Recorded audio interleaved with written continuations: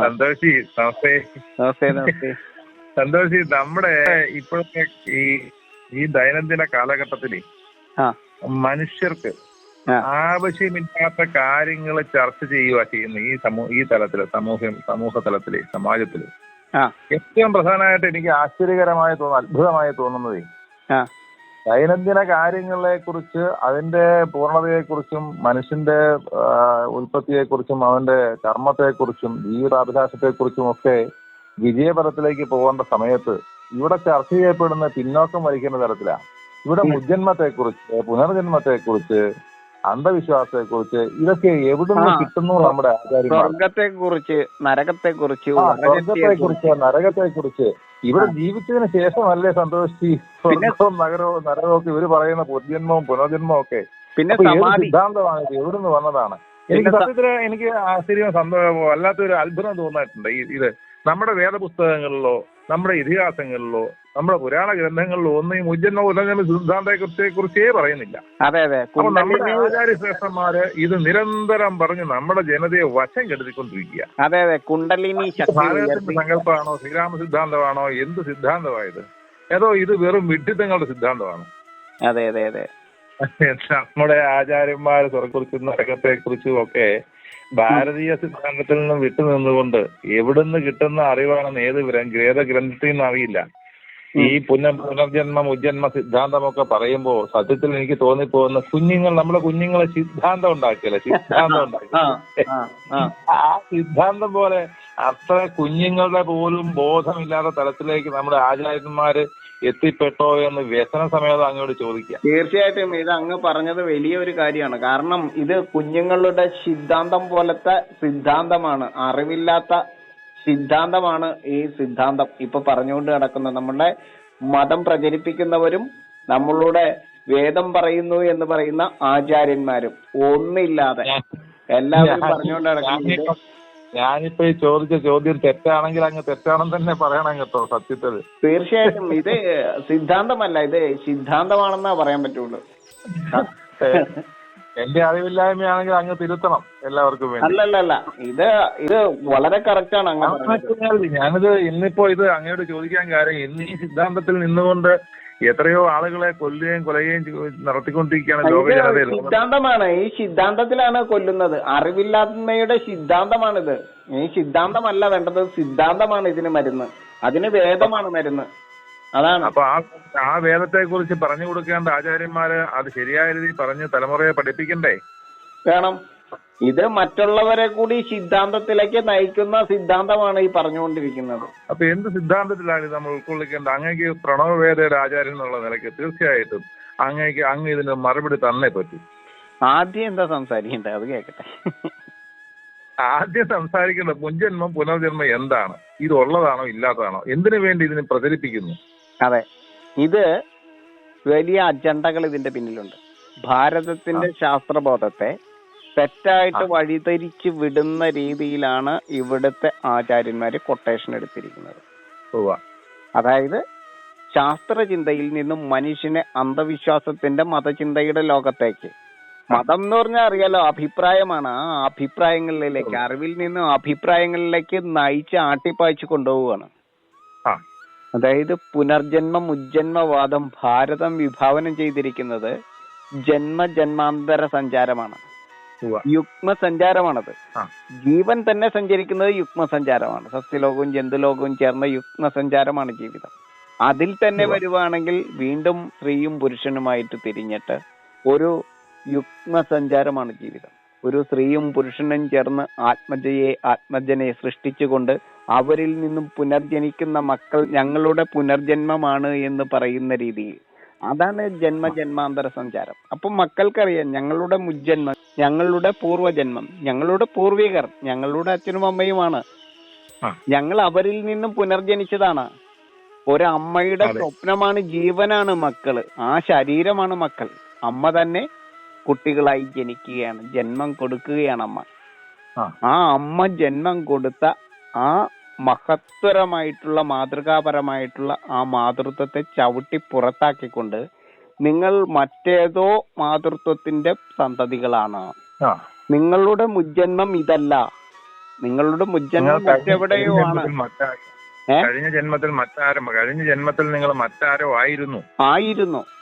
അതിനു മുമ്പ് മറ്റേതോ ആയിരുന്നു. ഇനി നിങ്ങൾ പട്ടിയായിട്ടായിരിക്കും അടുത്ത ജന്മത്തിൽ. അതായത് ഇവർക്ക് ഉണ്ടാകുന്നത് പട്ടിയായിരിക്കും. 7 തലമുറ മുന്നേ നിങ്ങൾ ഇവിടുത്തെ മഹാജ്യോത്സ്യന്മാര് പറഞ്ഞു കൊടുക്കുന്ന 7 തലമുറ മുന്നേ നിങ്ങൾ മഹാരാജാവായിരുന്നു, അല്ലെ 7 തലമുറ മുന്നേ നിങ്ങൾ വേറൊരു ജന്തുവായിരുന്നു. ഇനി നിങ്ങൾ അടുത്ത ജന്മം വേറെ എന്തെങ്കിലും ജന്തുവാകും. ഇങ്ങനെയൊക്കെയാണ് പറഞ്ഞു വിടുക. എന്താണ് ഇതിന്റെ അടിസ്ഥാനം? ഒരു പട്ടിയുടെ കുട്ടിക്ക് അറിയാം അതിന്റെ അമ്മ ഏതാന്ന്, അതിന്റെ പൂർവികരാരാന്ന്, അതിന്റെ പൂർവ്വജന്മം എന്താണെന്ന് ആ പട്ടിക്കുട്ടിക്ക് അറിയാം കണ്ണ് തുറക്കുന്നതിന് മുമ്പ്.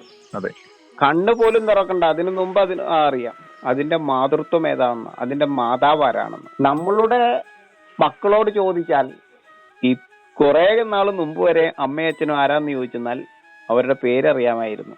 ഇന്ന് നമ്മളുടെ അച്ഛനും അമ്മയും ഏതാന്ന് ചോദിച്ചാൽ കുട്ടികളൊന്ന് ഇച്ചിരി നേരം നിൽക്കും. ഈ ജന്മത്തിലെയാണോ കഴിഞ്ഞ ജന്മത്തിലെയാണോ എന്ന് ചോദിക്കും. നമ്മുടെ ആചാര്യന്മാർ അങ്ങനെയാണ് സ്ഥിരമായിട്ട് ഇത് പല്ലവിയായിട്ട് ഇത് ഏതോ കൊട്ടേഷൻ എടുത്തിരിക്കുന്ന ആളുകളാണത്. കാരണം ഭാരതം അന്ധവിശ്വാസത്തിന്റെ ഇരുണ്ട നാഴികയിലൂടെ സഞ്ചരിക്കുന്നു എന്ന് വരുത്തി തീർക്കാൻ, ഇവിടുത്തെ ആചാരങ്ങളെല്ലാം മതപരമായിരുന്നു എന്ന് സ്ഥാപിക്കുവാൻ ആരുടെയൊക്കെ കയ്യിലെ കളിപ്പാവയായിട്ട് ഏതോ ചൂണ്ടക്കുളത്തിൽ ഓടുന്നവരായിട്ട് ഇവിടുത്തെ ആചാര്യന്മാര് മാറുകയാണ്. അതായത് വെറും ഫാന്റസിയാണ് പറയുന്നത്, റിയാലിറ്റി ആയിട്ട് യാതൊരു ബന്ധമില്ലാത്ത കാര്യം. ഒരു ആത്മാവിന് കൂടുവിട്ട് കൂടുമാറാൻ പറ്റും. നമ്മളിൽ നിന്നും കൃത്യമായി പറയണ്ടേ, അത് പറയുന്നില്ലല്ലോ. സയൻസിനെ തെളിയിക്കാൻ പറ്റാത്തതാണ് ഇവര് പറയുന്നത്. സയൻസുമായിട്ട് യാതൊരു പുലബന്ധവും ഇല്ലാത്ത കാര്യമാണ് പറയുന്നത്. ജന്മാന്തര കൃതം പാപം വ്യാധിരൂപേണ ജായത്തെ. ജന്മജന്മാന്തരങ്ങളായിട്ട് നമുക്ക് നമ്മളുടെ ആ തലമുറ ഇങ്ങനെ സഞ്ചരിച്ചുകൊണ്ടിരിക്കുകയാണ്.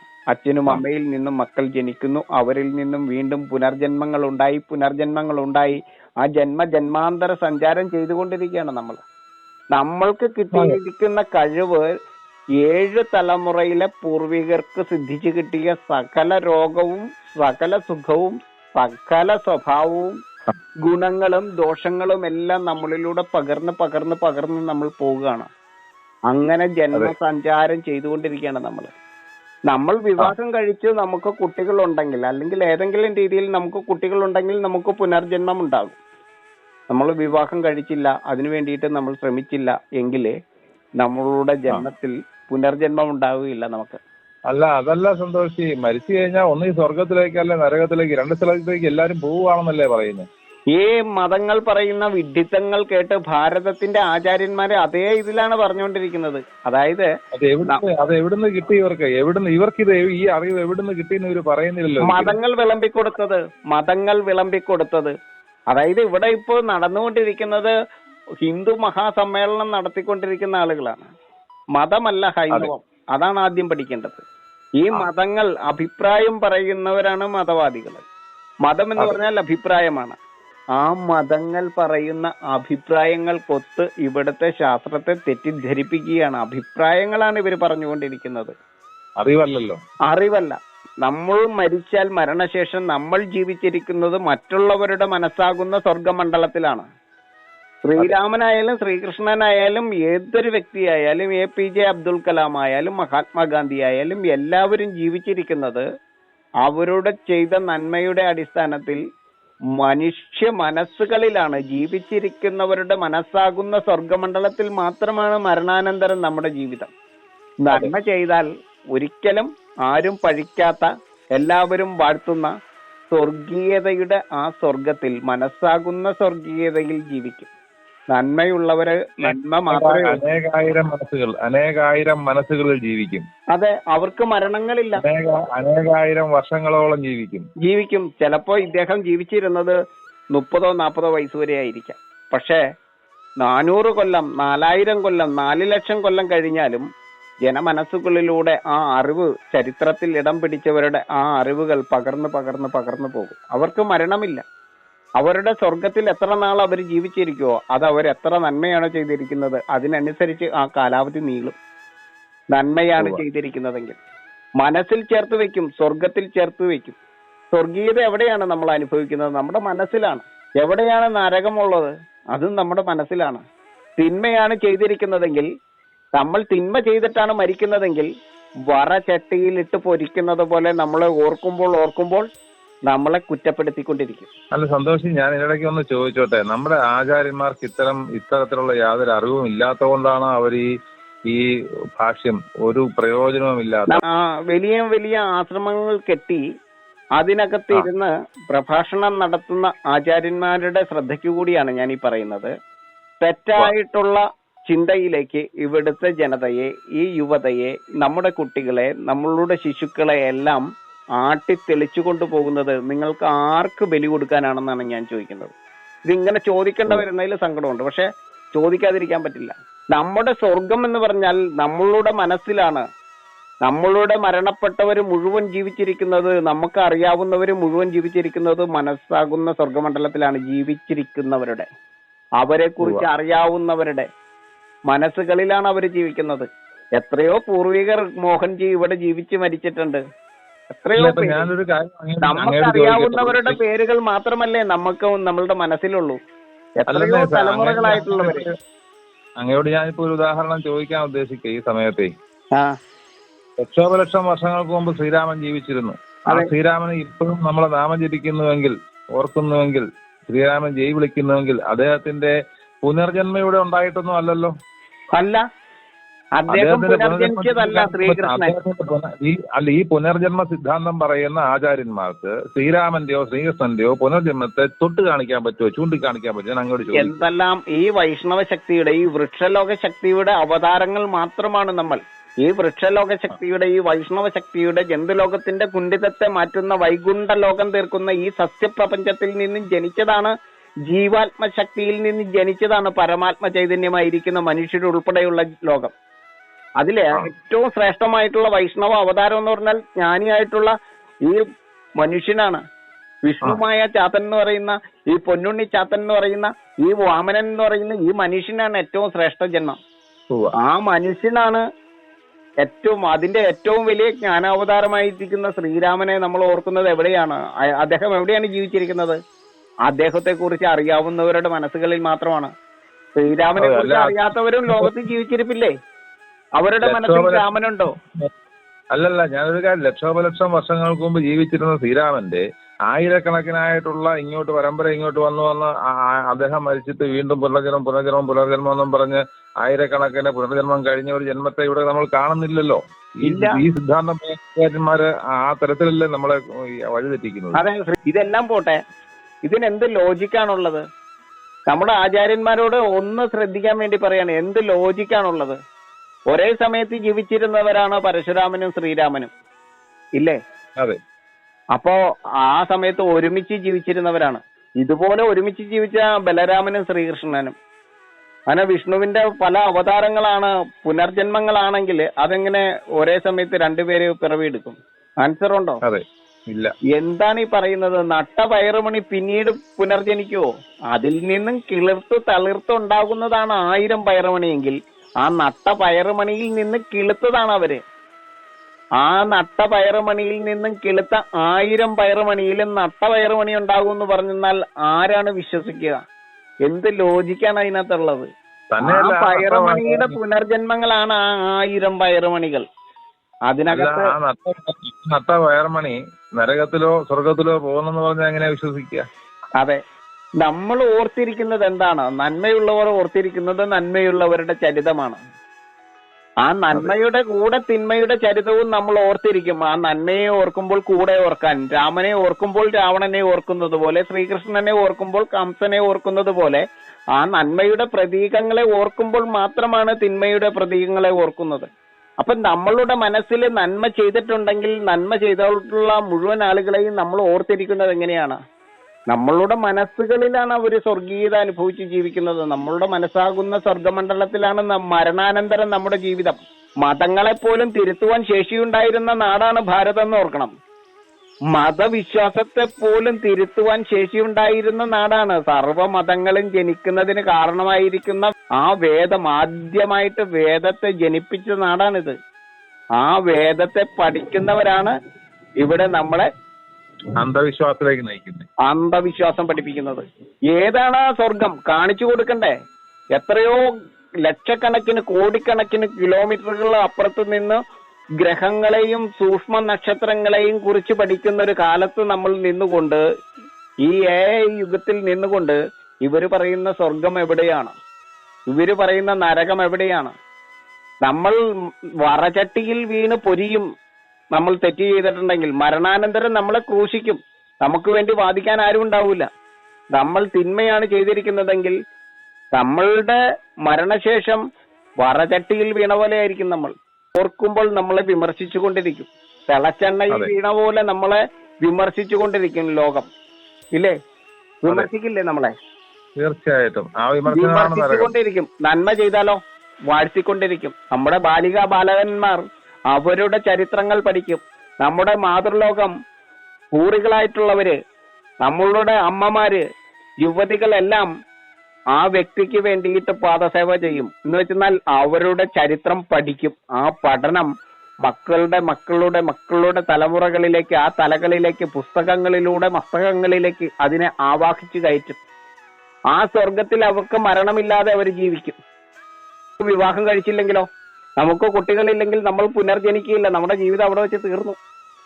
നമ്മൾ അവിടെ വെച്ച് തീർന്നാലും നമ്മൾ നരേന്ദ്രമോദിയെ പോലെ അല്ലെങ്കിൽ മറ്റൊരു വ്യക്തിയെ പോലെ നമ്മളൊരു നന്മയാണ് ചെയ്തതെങ്കിലോ അവർക്ക് പുനർജന്മങ്ങളില്ല. പക്ഷെ അവർക്ക് മരണവുമില്ല. അവർ ചരിത്രത്തിന്റെ ഭാഗമായി ജീവിക്കും. മനുഷ്യ മനസ്സുകൾ ജീവിക്കും. ഞാനൊരു ഉദാഹരണം പറഞ്ഞു എന്ന് മാത്രമേ ഉള്ളൂ. ഇവിടെ ഉദാഹരണം പോലും പറയാനുള്ള സ്വാതന്ത്ര്യം നഷ്ടപ്പെട്ട ഒരു നാടാണ് നമ്മുടേത്. അപ്പൊ ഇത്തരം ആചാര്യന്മാർ ചെയ്യുന്നത് ഏത് ആരാചാരന്മാരുടെ അടുക്കലേക്കാണ് നമ്മുടെ യുവതയെ കൂട്ടിക്കൊണ്ടുപോകുന്നത്? ഏത് സംസ്കാരത്തിന്റെ ഭാഗമാണെന്ന് പോലും മനസ്സിലാവുന്നില്ല ഇങ്ങനെ പറയുന്നത്. അതെ, എവിടെയാണ് സ്വർഗീയത നമ്മൾ അനുഭവിക്കുന്നത്? മനസ്സുകളിലല്ലേ? ആ മനസ്സുകളിലാണ് നമ്മുടെ പൂർവികർ മുഴുവൻ ജീവിച്ചിരിക്കുന്നത്. നമ്മളുടെ ചരിത്ര പുസ്തകങ്ങളിൽ നിന്നും മസ്തകങ്ങളിലേക്ക് ആവാഹിച്ചെടുത്ത ചരിത്ര പുരുഷന്മാരെ എവിടെയാണ് ജീവിച്ചിരിക്കുന്നത്? നമ്മുടെ മനസ്സുകളിൽ മാത്രമാണ്. നമ്മുടെ ആചാര്യന്മാർക്ക് എന്താണ് പറ്റിയത്? ഏത് മതഭ്രാന്താണ് അവരുടെ തലകളിലേക്ക് കയറിയിരിക്കുന്നത്? ശരിക്കും ചിന്തിച്ചാൽ ഇവർ പറയുന്നത് മുഴുവൻ മതപ്രഭാഷണങ്ങളാണ്. ശാസ്ത്രബോധത്തിലെ തൊട്ട് നീങ്ങാത്ത അഭിപ്രായങ്ങൾ മാത്രം വിളമ്പുകയാണ് ഇവര്. സന്തോഷി, ഇവര് മഹാപാപമല്ലേ ചെയ്തുകൊണ്ടിരിക്കുന്നത്? തീർച്ചയായിട്ടും 100%. മതങ്ങളുടെ മാതാവല്ല ഭാരതം, ശാസ്ത്രത്തിന്റെ വേദത്തിന്റെ മാതാവാണ് ഭാരതം. വേദം എന്ന് പറയുന്ന സർവ്വവേദനകളെയും മാറ്റുന്നതാണ് വേദം. ഇത് സർവ്വവേദനകളെയും സമ്മാനിക്കുകയാണ്. കഴിഞ്ഞ ജന്മത്തിൽ ആരായിരുന്നു? എന്നാണ് ജാതകം എഴുതുന്നത്? എന്താണ് ജാതകത്തിന്റെ അടിസ്ഥാനം? എന്താണ് അടിസ്ഥാനം? ചാതുർവർണ്ണയത്തെ കുറിച്ച് ഞാൻ കണ്ടുപിടിച്ചപ്പോഴാണ് അറിയുന്നത്. ഇത്രയും ശാസ്ത്രബോധമുള്ള ഒരു കാര്യത്തെ എടുത്ത് മാനവ കുലത്തിന്റെ ജീവിതത്തിലേക്ക് തൊഴിലിന്റെ അടിസ്ഥാനത്തിൽ വെച്ച് ചാതുർവർണ്ണയം സൃഷ്ടിച്ച് ഇന്നും ആ ചാതുർവർണ്ണയത്തിൽ ജനങ്ങളെ കഴിയാൻ പ്രേരിപ്പിക്കുന്ന ആചാര്യന്മാരാണ് ഇവിടെയുള്ളത്. ആ ജാതി വ്യവസ്ഥയുടെ ആചാര്യന്മാരായിട്ട് പല രീതിയിലും വേഷം കെട്ടി ജീവിക്കുന്ന ആളുകളാണ് ഇവിടെയുള്ളത്. ഇവരാരെയാണ് പറ്റിക്കാൻ ശ്രമിക്കുന്നത്? ഈ സ്വർഗവും നരകവും പറഞ്ഞ്, ഈ മരണാനന്തര ജീവിതത്തെ കുറിച്ച് പറഞ്ഞ്, ഈ ജനന മരണങ്ങളെ മുഴുവൻ തകർത്തുകൊണ്ട് അമ്മയും അച്ഛനും മക്കളുമായിട്ട് സ്വസ്ഥമായിട്ട് കഴിഞ്ഞിരുന്ന കുടുംബങ്ങളിൽ മുഴുവൻ ശിഥിലമാക്കി, അമ്മയ്ക്കും അച്ഛനും വിലയില്ലാതെ, മക്കൾക്ക് ഭാവിയും ഭൂതവും വർത്തമാനം അറിയാൻ പാടില്ലാത്ത രീതിയിലേക്ക് അധപ്പതിപ്പിച്ച് ഒന്നും പറഞ്ഞാൽ മനസ്സിലാവില്ലാത്ത രീതിയിലേക്ക് ആത്മീയത പ്രഭാഷണം ചെയ്യാണ്. അന്നത്തെ ആധ്യാത്മിക പ്രഭാഷണം എന്നാണ് പറയുന്നത്. ഇത്തരം പ്രഭാഷണം നടത്തിക്കൊണ്ടിരിക്കുന്ന ആളുകള് അവരുടെ മുൻജന്മം എന്തായിരുന്നു? അങ്ങനെയാണെങ്കിൽ അവരാരായിരുന്നു? അവര് പറയണ്ടേ? അതെ, അവര് പറയണ്ടേ? അതെ. എന്ത് തെളിവ്, എന്ത് ശാസ്ത്രീയത? മതങ്ങൾ പറയുന്നതിലും കഷ്ടമായിട്ട് അതിന്റെ അപ്പുറത്ത് കയറി പറയുകയാണ്.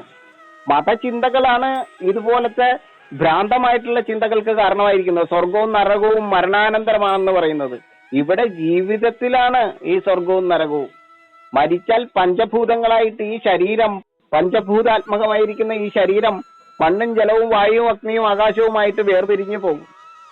ആത്മാവ്, മനസ്സ്, ശരീരം എന്ന് പറയുന്നത് ത്രിഗണ വൈഭവമാണ്. ആ ത്രിഗണ വൈഭവമായിരിക്കുന്ന പ്രപഞ്ചം പഞ്ചഭൂതാത്മകമാണ്. ഈ ജീവപ്രപഞ്ചം, പഞ്ചഭൂതാത്മകമായിരിക്കുന്ന ജീവപ്രപഞ്ചത്തിലെ നമുക്ക് ഭയക്കാൻ ഒന്നുമില്ല. ഒരു ഭൂതത്തിനെയും പ്രേതത്തിനെയും പേടിക്കണ്ട. നിങ്ങൾ അറിവിനെ സമ്പാദിക്കൂ എന്ന് പറയേണ്ടതിന് പകരം പ്രേതമുണ്ട്, ഭൂതമുണ്ട്, അതുണ്ട്, ഇതുണ്ട്, ചെകുത്താനുണ്ട്, ട്രാക്കുളയുണ്ട്, പിശാചുണ്ട്, ഇതെല്ലാം ഉണ്ട്. പക്ഷെ ഇതെല്ലാം എന്താണെന്ന് വേദം വ്യക്തമായിട്ട് പറയുന്നുണ്ട്. ഇതിനെക്കുറിച്ചൊന്നും അറിയാൻ പാടില്ലാതെ ഈ തലമുറയെ മുഴുവൻ നശിപ്പിച്ച് ഈ നാസ്തികവാദവും ഇതുപോലത്തെ ഈ ഒന്നും അറിയാൻ പാടില്ലാതെ എല്ലാം അറിയാവുന്ന രീതിയിൽ സംസാരിക്കുന്ന ആചാര്യവൃന്ദവും. ഇത് വളരെ വേദനയോടുകൂടി പറയുന്നതാണ്, പ്രത്യേകിച്ചും ഈ കാലഘട്ടത്തിൽ. ഈ സമയം ഈ മൂല്യച്യുതി ബാധിക്കുന്നത് ആചാര്യന്മാർക്കാണെങ്കിൽ വല്ലാത്ത വിഷമാവും. ഇവര് പറയുന്നത് കേൾക്കാൻ വേണ്ടിയിട്ട് കാത്തിരിക്കുന്നവരാണ് ഇവിടുത്തെ ജനത, ഇവിടുത്തെ കുട്ടികൾ. വേദപ്രമാണമായിട്ടെടുത്ത് എന്ത് വേദപ്രമാണമാണ് ഈ പറയുന്നത്?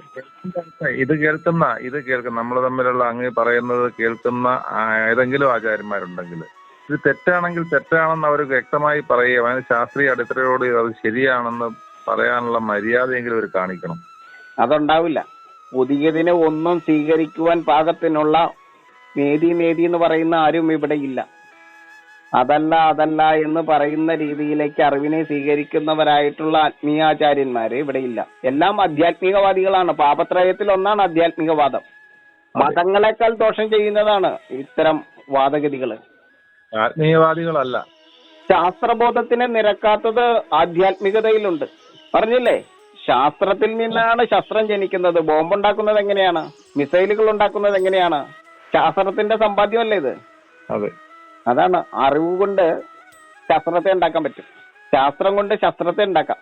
പക്ഷെ ശസ്ത്രമാണ് ശാസ്ത്രമെന്ന് തെറ്റിദ്ധരിക്കുന്ന ഒരു തലമുറയിലാണ് നമ്മൾ ജീവിച്ചിരിക്കുന്നത്. അതെ, ശസ്ത്രമല്ല ശാസ്ത്രം. ശസ്ത്രത്തെക്കാൾ വേഗത്തിൽ സഞ്ചരിച്ച് ശസ്ത്രത്തെ ഏകുന്നത്, സ്വസ്തിയെ ഏകുന്നതാണ് ശാസ്ത്രം. ആ ശാസ്ത്രത്തെയാണ് വഴിതിരിച്ചു വിടുന്നത്. എങ്ങോട്ട്? അന്ധതയിലേക്ക്. ആ അന്ധതയെ മായ്ച്ച ആളാണ് ഈ ആദ്യ വേദാന്ത വേദ്യവാക്യനാം സീതാപതി എന്ന് പറയുന്നത്. അദ്ദേഹത്തെ പോലും അന്ധവിശ്വാസത്തിന്റെ ആചാര്യനായിട്ടാണ് ഇവിടെ കൽപ്പിക്കപ്പെടുന്നത്. പലരും ചിത്രീകരിക്കുന്നത് അങ്ങനെയാണ്. ഇത്തരം സന്ദേശം കൊടുക്കുമ്പോ അത് എവിടുന്ന് കിട്ടിയെന്ന് ആചാര്യന്മാര് പറയാനുള്ള ബാധ്യതയുണ്ട്. തീർച്ചയായിട്ടും പറയണം. കാരണം ഇവിടുത്തെ ഓരോ വാക്കുകളും, ഇവിടെ നടക്കുന്നതും എല്ലാം, ഏത് കാര്യം എടുത്താലും അതിനകത്ത് എന്ത് ശാസ്ത്രീയതയുണ്ട്. ഈ ശാസ്ത്രയുഗത്തില് നമ്മൾ പറയുന്നതിന് എന്ത് ശാസ്ത്രീയതയുണ്ട്, അത് ചിന്തിക്കണം. പ്രകൃതി എന്തായാലും ഒരു ശാസ്ത്രീയ അടിത്തറ തന്നെയാണ് നീങ്ങുന്നത്. പ്രകൃതിയെക്കുറിച്ച് പഠിക്കാതെയും പ്രകൃതിയെക്കുറിച്ച് അറിയാതെയുമാണ് ഇവിടുത്തെ ആചാര്യന്മാര് ഇത്തരം ചെയ്യുന്നത്. വരും തലമുറയെ ചതിക്കുഴിയിലേക്കാണ് വിടുന്നത്. 100%. ഞാൻ ഒരാളെ, എല്ലാ ആചാര്യന്മാർക്കും അവരുടേതായിട്ടുള്ള കഴിവുകളുണ്ട്. വളരെ ശ്രേഷ്ഠരായിട്ടുള്ള വ്യക്തികൾ തന്നെയാണ്, വളരെ പാണ്ഡിത്യമുള്ളവർ തന്നെയാണ്. പക്ഷെ അവരുടെ പാണ്ഡിത്യം ഉപയോഗിക്കുന്നത് അന്ധവിശ്വാസത്തെ പ്രചരിപ്പിക്കാനും അന്ധവിശ്വാസത്തിന് കുടപിടിക്കാനും അന്ധവിശ്വാസത്തിന് വിളക്ക് പിടിക്കാനും മാത്രമാണ് ഉപകരിക്കുന്നത്. ഈ സമയത്ത് ഈ വർത്തമാന കാലഘട്ടത്തില് ശരിക്കും ഈ ആചാര്യന്മാര് ഈ വരും തലമുറയ്ക്ക് നല്ല സന്ദേശങ്ങൾ കൊടുക്കേണ്ട സമയമാണ്. തീർച്ചയായിട്ടും. ഈ ജനതയുടെ അന്ധവിശ്വാസം, ഈ സ്വർഗത്തിന് വേണ്ടി മരിക്കാൻ നടക്കുന്നവരുണ്ടല്ലോ, ഈ നരകത്തിൽ പോകുന്നു പറഞ്ഞ് ഭയപ്പെട്ടുകൊണ്ട് ഇവിടെ ഓരോ കാര്യങ്ങൾ കാണിച്ചു കൂട്ടുന്നവരുണ്ടല്ലോ, അവർക്ക് സ്വർഗവും നരകവും കാണിച്ചു കൊടുക്കേണ്ട ഇവിടുത്തെ വേദം പഠിച്ച ആചാര്യന്മാര് അവരെക്കാൾ മുന്നിൽ കയറിയിട്ട് അപ്പുറത്ത് പുനർജന്മവും ഉജ്ജന്മവും ഉണ്ടെന്നും കൂടി വാദിക്കുകയാണ്. അതാണ് ഏറ്റവും വലിയ. ഇവിടുത്തെ ഭീകരവാദത്തിന്റെ അടിസ്ഥാനം അത് തന്നെയല്ലേ സന്തോഷി? അതെ, ഈ ഭീകരവാദത്തിന്റെ അടിസ്ഥാനം അത് തന്നെ. മുൻജന്മ പുനർജന്മത്തെ ദ്രവ്യമാണ് ദൈവം എന്ന് പറഞ്ഞു പഠിപ്പിക്കേണ്ട ആചാര്യന്മാര് ഈ ദ്രവ്യമാണ്, ഈ ദ്രവ്യ വ്യവസ്ഥയാണ്, ഈ ദ്രവ്യ പരിണാമമാണ്, ദ്രവ്യത്തിന്റെ പരിണാമവും പരിമാണവുമാണ് ജൈവികതയ്ക്ക് കാരണമെന്ന് പറഞ്ഞ് പഠിപ്പിക്കേണ്ട ആചാര്യന്മാര് പഴയ ആചാര്യന്മാരുടെ വാക്കുകളെ മുഴുവൻ കാറ്റിൽ പറത്തിക്കൊണ്ട് അവരെന്തൊക്കെയോ പറഞ്ഞു കൂട്ടുകയാണ്, ചെയ്തു കൂട്ടുകയാണ്. എന്തായാലും സന്തോഷി, ഇതിനെക്കുറിച്ച് അങ്ങയിൽ നിന്ന് കൂടുതൽ വിശദീകരണം ആവശ്യം വരും, വീണ്ടും ആവശ്യം വരും. എന്തായാലും ഈ ഇത്രയെങ്കിലും അങ്ങ് പറഞ്ഞപ്പോ ഇത് കേൾക്കുന്ന ആളുകൾക്ക് കുറച്ചെങ്കിലും ബോധം ഉണ്ടാകുമെന്ന്. ഇത് പറയാതിരിക്കാൻ യാതൊരു തരവുമില്ല മോഹൻജി. ആചാര്യന്മാരുടെ ക്ഷമാപണത്തോടുകൂടി പറയാണ്, കുറച്ചുകൂടെ കാര്യങ്ങൾ മനസ്സിലാക്കിയിട്ട് വരും തലമുറയെ നല്ല വഴിക്ക് നയിക്കാനുള്ള സൽബുദ്ധി എല്ലാവർക്കും ഈ മതഭ്രാന്തിൽ നിന്നും ലോകത്തെ രക്ഷിക്കാനായിട്ട് ഭാരതത്തിന്റെ വേദം തന്നെ മതി. അതാണ് മരുന്ന്. വേദമാണ് മരുന്ന്. സർവ്വവേദനകളെയും നീക്കുന്ന അറിവാണ് വേദം. ആ വേദത്തെ ദുർവ്യാഖ്യാനം ചെയ്തുകൊണ്ട് ഭാരതം കാണാത്ത അർത്ഥത്തെ അതിനകത്ത് എഴുതി പിടിപ്പിക്കാനും പറഞ്ഞു ഫലിപ്പിക്കാനും നിൽക്കുന്നവര് ആദ്യം മനസ്സിലാക്കേണ്ടത് ലോകത്തിന്റെ അന്ധതയ്ക്ക് പരിഹാരം കണ്ട നാടാണിത്. അറിവ് കൊണ്ടാണ് അന്ധതയ്ക്ക് പരിഹാരം കണ്ടത്, അല്ലാതെ ആരെയും കൊന്നിട്ടല്ല. രാവണനെ കൊന്നത് കൊണ്ടല്ല രാമൻ അവതാരമായത്, അക്ഷരങ്ങളെ കണ്ടെത്തിയത് കൊണ്ടാണ്. അതെങ്കിലും അത്യാവശ്യം അറിയാനായിട്ട് ശ്രമിക്കുക, പറയാനായിട്ട് മടിക്കാത്തവരുമാകുക. അന്ധവിശ്വാസത്തെ വലിച്ചു ദൂരേക്കെറിയുക. ശാസ്ത്രത്തെ, അതായത് ശസ്ത്രത്തിന് വേണ്ടിയിട്ട്, സമാധാനത്തിന് വേണ്ടിയിട്ട്, സ്വസ്തിക്ക് വേണ്ടിയിട്ട് ശാസ്ത്രത്തെ ഉപയോഗിക്കുക, വേദഗ്രന്ഥങ്ങളെയും. അതാണ് എനിക്ക് പറയാനുള്ളത് എല്ലാവരോടും. ഞാൻ എന്തെങ്കിലും പറഞ്ഞിട്ടുണ്ട് അത് അവിവേകമായിട്ടുണ്ടെങ്കിൽ എല്ലാ ഗുരുക്കന്മാരുടെയും പാദത്തിൽ തൊട്ടുകൊണ്ട് ഞാൻ പറയുകയാണ്. കാരണം ഇവിടെ കൂട്ടക്കുരുതി നടക്കുന്നതും ഇവിടെ കൊന്നു തള്ളുന്നതും ഇത്തരം ജൽപ്പനങ്ങളുടെ പരിണിത ഫലമായിട്ടുണ്ടാകുന്ന അജ്ഞതയിൽ നിന്നാണ് ഈ മതത്തിന്റെ ആയുധങ്ങൾ പുറത്തു വരുന്നത്. ഈ മതത്തിന്റെ ആയുധങ്ങൾ മനുഷ്യന് നേരെ, ജീവന് നേരെ പാഞ്ഞെടുക്കുന്നുണ്ടെങ്കിൽ ഇത്തരം ഒരു ശാസ്ത്രീയതയും തൊട്ടു വീണ്ടാത്ത അജ്ഞത വിളമ്പുന്ന ആചാര്യന്മാരുള്ളത് കൊണ്ടാണ്, അത്തരം ആചാരങ്ങൾ ഉള്ളത് കൊണ്ടാണ് ആരാചാരന്മാരായിട്ട് നമ്മുടെ യുവത മാറുന്നത്. എല്ലാവരെയും സാഹോദര്യത്തോടുകൂടി അറിവ് പറഞ്ഞ് അറിവിന്റെ ലോകത്തേക്ക് നയിക്കേണ്ട ആളുകളാണ് ആചാര്യന്മാർ. ആചാരങ്ങളെ ചിട്ടപ്പെടുത്തുന്നവരാണ്, അല്ലാണ്ട് ആചാരങ്ങളെ അനാചാരങ്ങളാക്കുന്നവരല്ല ആചാര്യന്മാരെന്ന് ഒരിക്കൽ കൂടി പറഞ്ഞുകൊണ്ട്, എന്തെങ്കിലും അവിവേകമായിട്ട് ഞാൻ പറഞ്ഞിട്ടുണ്ടെങ്കിൽ അത് ഈ കാലഘട്ടത്തിന്റെ, ആ സങ്കടത്തിന്റെ, ഈ മരിച്ചുപോയിട്ടുള്ള മതഭ്രാന്ത് മൂലം മരിച്ചുപോയിട്ടുള്ള, രോഗം വന്ന് മരിച്ചവരല്ല, മതഭ്രാന്തിന്റെ മുന്നിൽ മരണപ്പെട്ടവരുടെ ഓർമ്മകൾക്ക് മുന്നിൽ എനിക്ക് ഇത്രയെങ്കിലും പറയാതിരിക്കാൻ പറ്റില്ല. അതുകൊണ്ട് മാത്രം ഇത് പറയുന്നു. നന്ദി സന്തോഷി, നന്ദി.